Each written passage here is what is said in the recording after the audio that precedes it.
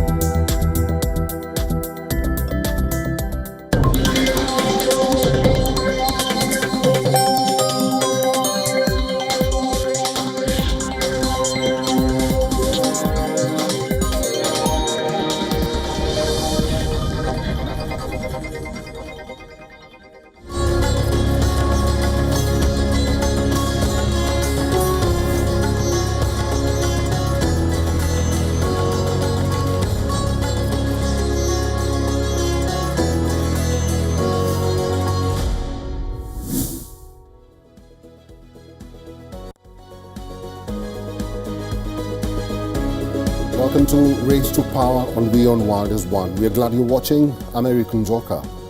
Tension is still palpable in West Asia as a U.S. armada floats near Iran and protests have re-emerged.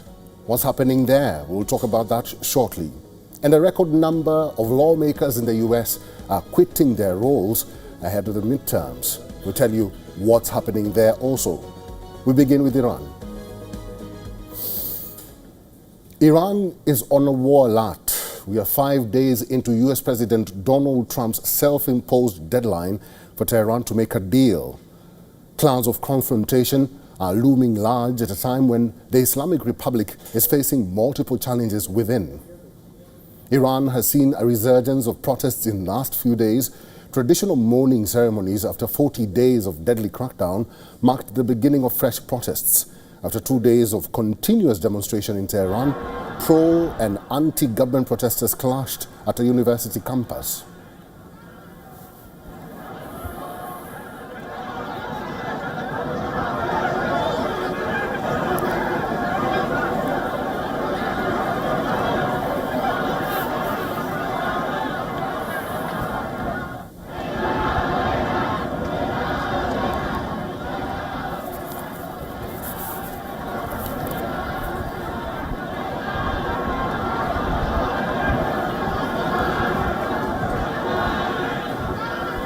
Female students at Tehran's Ali Zahra University also took part in protests.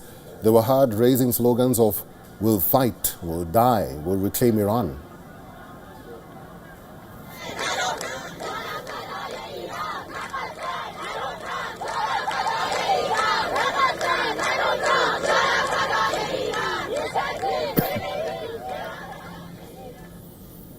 According to the Institute for the Study of War, 5 major protests broke out on 19th of February.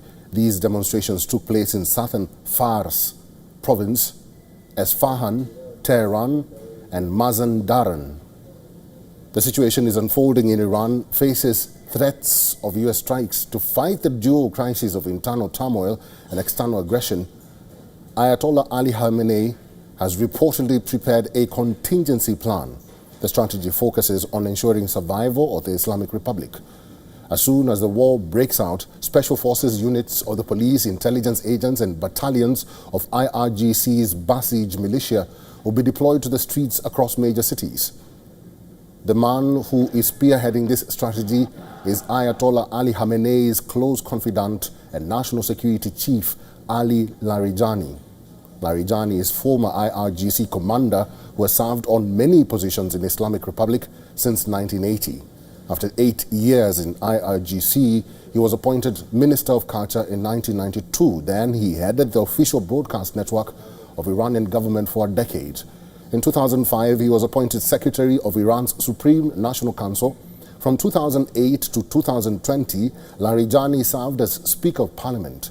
Last year, he was reappointed to National Security Council by Ayatollah Ali Khamenei.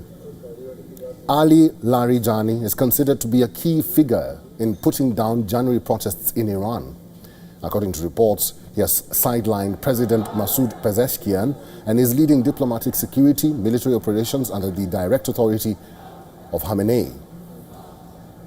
Larijani now faces task to ensure stability within Iran while managing diplomacy and war efforts. Adding to the list of challenges, another crisis is brewing on Iran's northern west frontier. 5 exiled Kurdish organizations have formed a coalition of political forces. In a joint statement, the groups said their primary goal is to overthrow the Islamic Republic of Iran. Iran and the US will return to diplomatic table on February 26th to hold the next round of nuclear talks in Geneva. Leading up to the meeting, Iran's foreign ministry has warned that pressure tactics will not yield any results for the US.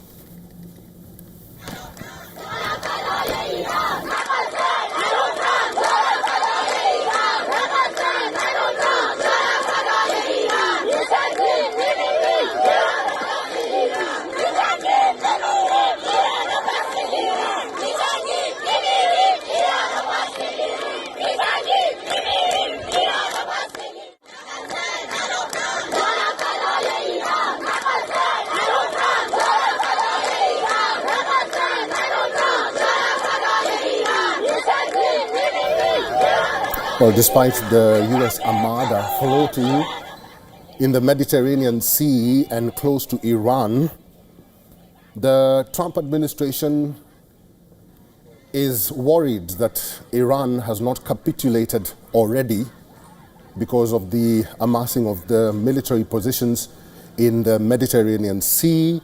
Steve Witkoff did say that Trump is surprised that Iran has really not capitulated already, and he's wondering why.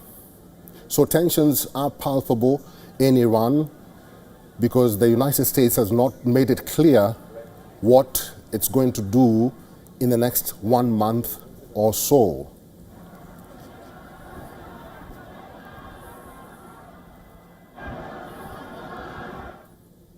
Mr. Omar Azkiziljiki is a strategic and defense analyst joining us live from Ankara. Mr. Omar, thank you very much for your time and welcome to the broadcast. The United States, including President Trump, is worried that Iran has not capitulated yet. That's a statement from US envoy Steve Witkoff. What do you think he really meant by that? I mean, what Trump basically expects from Iran in these negotiations is that Iran bends over and accepts all of the American demands, and that this literally should be a capitulation from the Iranian side. And the Iranian side, on the other hand, has a different approach. They want a negotiated settlement. They are ready to make concessions, but not that far-reaching as the Americans wish to see. So therefore, this discrepancy in the bargaining and negotiation position between both sides is, as of now at least, not resulting in a deal. And the United States of America and Trump is trying to pressure and put in more and more pressure on the Iranian regime to force them to capitulate to all of the American demands, including nuclear, including ballistic missiles, including economy, and including energy as well. Well, the talk about nuclear programs in Iran has now re-emerged again because Iran says that there needs to be a new standard operating procedure when it comes to their bombed facilities. Do you think they're right in saying this, that there needs to be a new standard operating procedure when it comes to nuclear facilities in Iran? I mean, we have to clearly assess here one thing, and this is the Iranians, they want to keep a certain level of nuclear enrichment in their stores, and they want to keep maintaining the nuclear facilities. But the Americans, they don't want this. So from an Iranian perspective, what they are saying is true. But from an American perspective, this doesn't make sense at all. From an American perspective, they want Iran to abandon all of its nuclear adventures, all of its nuclear facilities, and stop enriching nuclear to a almost weapons degree. So therefore, the Iranian statement, while being true in its terms, does not make logic and is not logical for the American perspective. Mr. Omar, there is a new problem facing Iran at this moment. Apart from the armada that is floating in the Mediterranean, there's also the re-emerging of protests in Iran. What do you think, in your view, is stoking these protests? We have to clearly assess here one thing, and this is the Iranian people don't like their regime. This is something that has become quite clear over the recent decades, and we have seen several instances where the Iranian regime had to brutally oppress and silence popular uprising in its or by its people. So not only the recent one, but also in previous years, we have seen repeatedly that the Iranian people went out to the streets and that they were brutally massacred and killed, and the protests then stopped by brutal, violent oppression. So, but we also have to clearly see that this is one side of the coin. The other side of the coin is that the Trump administration, Israel, and all of the intelligence agencies working inside Iran against the Iranian regime are trying to incite popular uprising, popular demonstrations again inside Iran to increase the level of pressure on Iran during this term of negotiations. So it is both. It is not only internal domestic Iranian issues by the genuine will by the people, and it's also not only an intelligence operation by the Americans. So actually, when speaking, both sides are telling the truth, but not the full truth. Yeah. All right. Live from Ankara, Turkey, I've been talking to Mr. Omer. Omer, thank you very much for your time. The United States is scheduled to conduct midterm elections in November this year, but ahead of these critical polls, both chambers of U.S. Congress, a record number of lawmakers are quitting their roles. In the most recent numbers, 60 leaders of the Senate and the House of Representatives have confirmed that they will not seek re-election. 12 senators are either retiring or seeking a different office ahead of midterms. 4 senators from the Republican Party and 4 more from the Democrat side are stepping down after their term is over. This include Mitch McConnell, Cynthia Lummis, Tom Tillis, Johnny Ernst from the red camp. From the blue camp, Dick Durbin, Jean Shaheen, Tina Smith, Gary Peters are retiring. 2 more Republican senators, Marsha Blackburn and Tommy Tuberville of Tennessee and Alabama respectively, are quitting to run for governor's office. From the Democrats, Amy Klobuchar and Michael Bennet are choosing the same route from Minnesota and Colorado respectively. The number is higher for House of Representatives. 54 House members have confirmed their departure. 27 of these lawmakers are running for a different office. In terms of party lines, 29 House Republicans are not seeking re-election. From the blue camp, 22 House Democrats have announced their retirement. 7 are eyeing a senator's seat, and 1 lawmaker is running for governor. While the numbers are higher than they have been in years now, there are various reasons for all lawmakers eyeing a change. Most of the retiring Congress leaders have cited age, while some eyeing a different role say they want to bring about change at a more local level. The question is, will this have an impact on the November midterm election, which already has increasingly high stakes? The largest cut.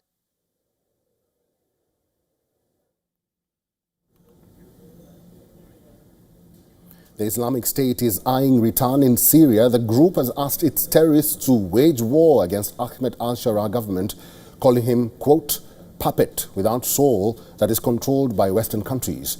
In a first audio message in 2 years, Islamic State's spokesperson delivered a message from the group's chief, Abu Hafs al-Hashemi al-Quraishi. The latest effort to establish connection with terrorists around the world comes after ISIS-affiliated groups carried out attacks in Syria. Islamic State has declared a new phase in Syria. Group's chief has warned that it will take down al-Shara's government.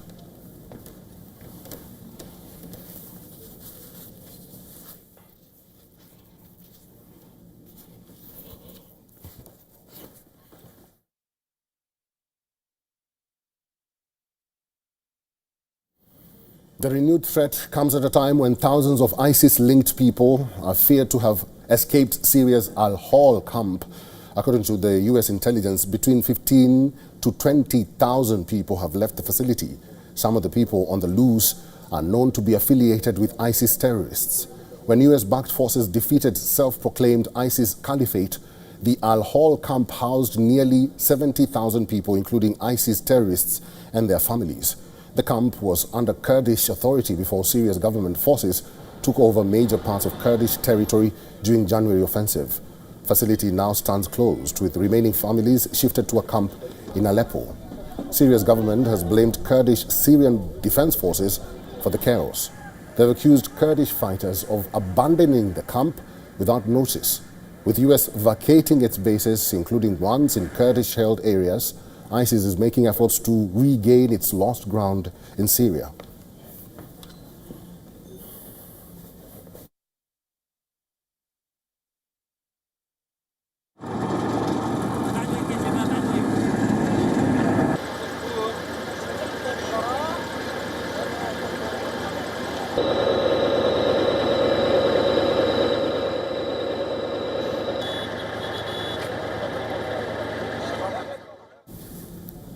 Hamas's new leader will soon be elected. A senior official from Hamas has said the group is in the final stages of selecting a new leader, with two key members competing for the post. According to the official, the race for the group's leadership is now between Khaled Meshal and Khalil al-Hayya. Both Meshal and Hayya have years of experience within the group. 65-year-old Khalil al-Hayya is a Gaza native and Hamas's chief negotiator in ceasefire talks. Al-Hayya has held senior roles since at least 2006, according to the US-based NGO, the Counter-Extremism Project. Whereas Khaled Meshal has never lived in Gaza. Both, or born in the occupied West Bank in 1956, Meshal joined Hamas in Kuwait and later lived in Jordan, Syria, and Qatar. He led the group's political bureau from 2004 to 2017. Since the war in Gaza began following Hamas's October 7, 2023 attack on Israel, Israeli forces killed several of the group's leaders, including two former chiefs. After the killing of former Hamas leader Ismail Haniyeh in Tehran in July 2024, the group chose its then Gaza chief Yahya Sinwar as its successor. Israel accused Sinwar of masterminding the October 7th attack.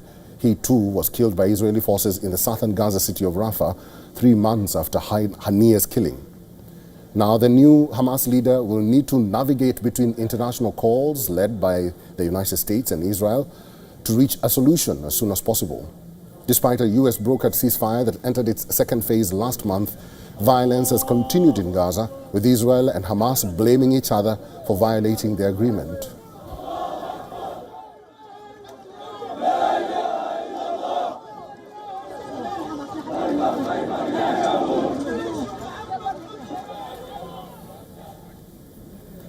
You are watching Race to Power. Don't go anywhere because we are taking a short break.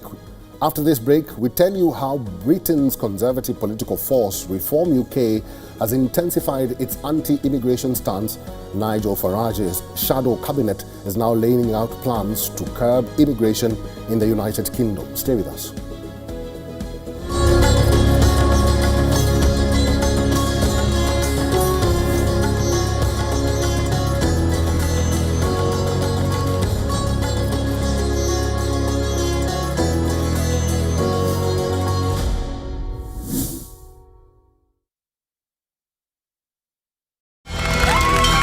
From the bustling trading floors of Wall Street to the vibrant exchanges of Asian stock markets, WION breaks it down for you to make sense of what's happening, as we reveal the key factors behind events, strategic battles, and the game-changing business decisions that shape the world.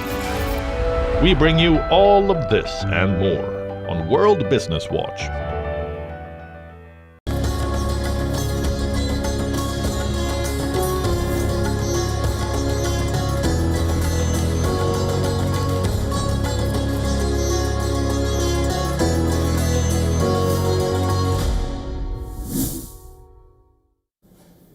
This is WION World is One, and you are watching Race to Power. Welcome back. Reform UK is intensifying its stance on immigration in the country.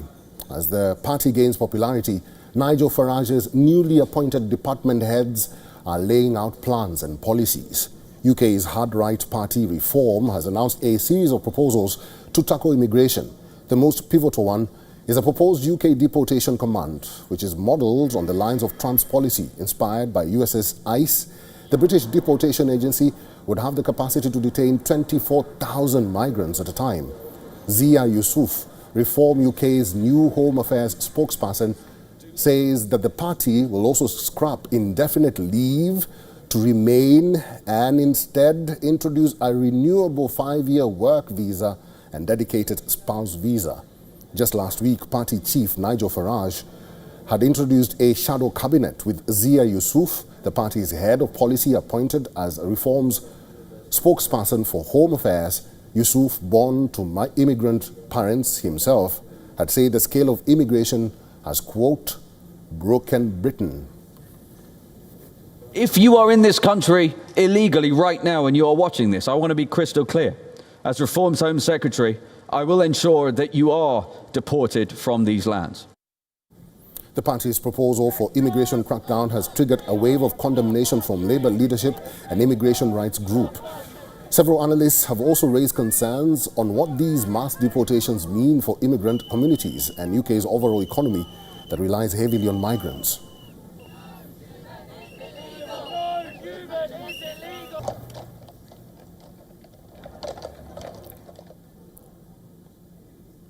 Kim Jong-un has been re-elected as General Secretary of the ruling Workers' Party of Korea during a rare party congress in North Korea. State media say the decision was announced on the 4th day of the meeting. In his opening speech, Kim Jong-un promised to improve living conditions and raise people's standard of living. He also admitted that the country is facing serious economic problems due to international sanctions. Kim Jong-un has already said that this year's Congress will introduce the next stage of the country's nuclear weapons program. During Sunday's session, party members also voted to change some of the party's rules. They say the changes are meant to strengthen unity, improve discipline, and make the system fairer. The party congress is held only once every 5 years and gives a rare look into how the secretive country operates. The meeting sets national goals from building homes to making military plans. For many years, nuclear weapons and military strength were the top priorities, even as the country faced food shortages and hunger. At the last party congress in 2021, Kim Jong-un unusually admitted that there had been failures in almost all areas of economic development. Notably, this is only the 9th time the party congress has been held under the Kim Jong-un family's long rule.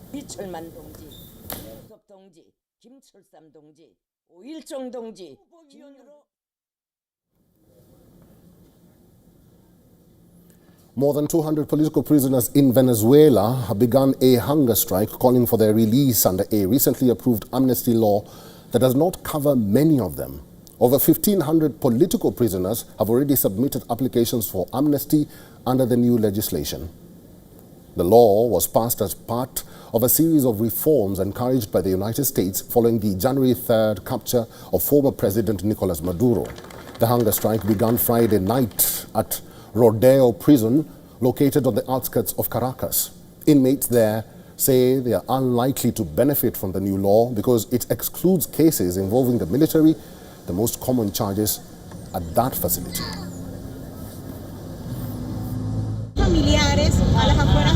We, the relatives of political prisoners, are outside the detention center announcing and denouncing a hunger strike. All the political prisoners, around 213 political prisoners, are united in this hunger strike. They are asking for medical assistance, that their rights are not violated, and that releases actually happen. On Sunday, representatives from the International Committee of the Red Cross visited Rodeo Prison.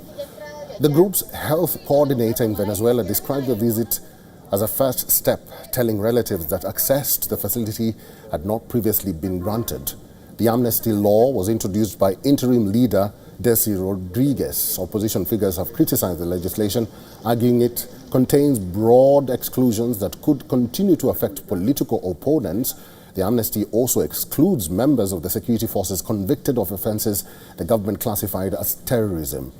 The measure extends to roughly 11,000 political prisoners who, over nearly 3 decades, were granted parole or placed under house arrest. Hundreds of prisoners had been released by Rodriguez's government even before the bill was approved. The rights group Foro Penal reported 23 releases on Sunday. Maduro, who ruled Venezuela from 2013 until January 2026, is currently in U.S. custody awaiting trial. The 63-year-old has pleaded not guilty to drug trafficking charges and has described himself as a prisoner of war.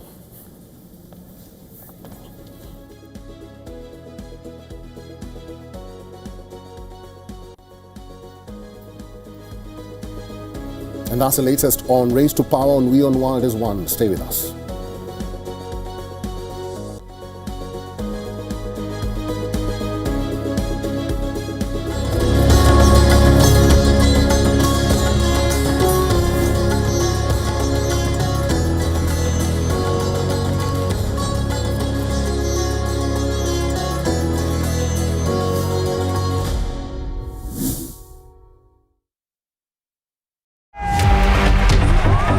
Campaigns, elections, alliances, controversies, and power play.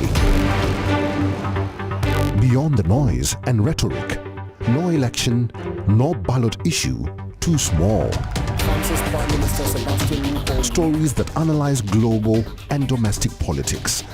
More than just headlines. A dedicated show with varied perspectives, expert take, citizens' voices, detailed ground reports, and in-depth coverage from political corridors of the world. This is Race to Power, only on WION. World is One.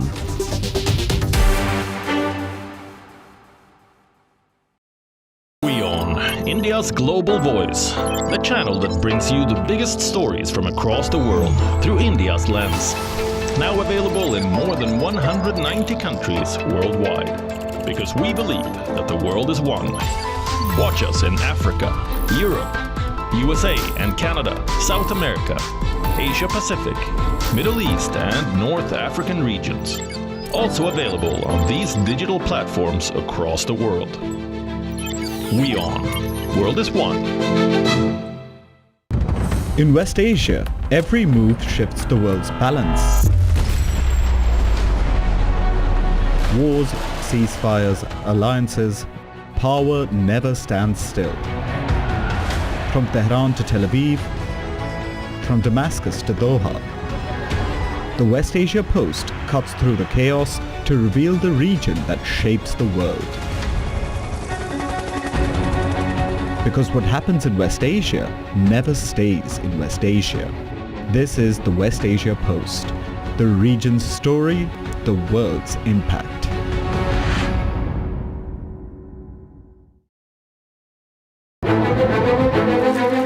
In-depth coverage of global issues broken down into facts, figures, and simple words. Backed with analysis from field experts who truly matter, because we believe in decoding the real picture for you. So you get a much wider and deeper understanding of stories from around the world, a 360-degree analysis. An award-winning documentary series, week after week creating the maximum impact. Watch WION Wide Angle at these times on WION. World is One. WION, India's global voice, the channel that brings you the biggest stories from across the world through India's lens. Now available in more than 190 countries worldwide. Because we believe that the world is one. Watch us in Africa, Europe, USA and Canada, South America, Asia Pacific, Middle East and North African regions. Also available on these digital platforms across the world. WION. World is one. From the bustling trading floors of Wall Street to the vibrant exchanges of Asian stock markets, WION breaks it down for you to make sense of what's happening, as we reveal the key factors behind events, strategic battles, and the game-changing business decisions that shape the world. We bring you all of this and more on World Business Watch.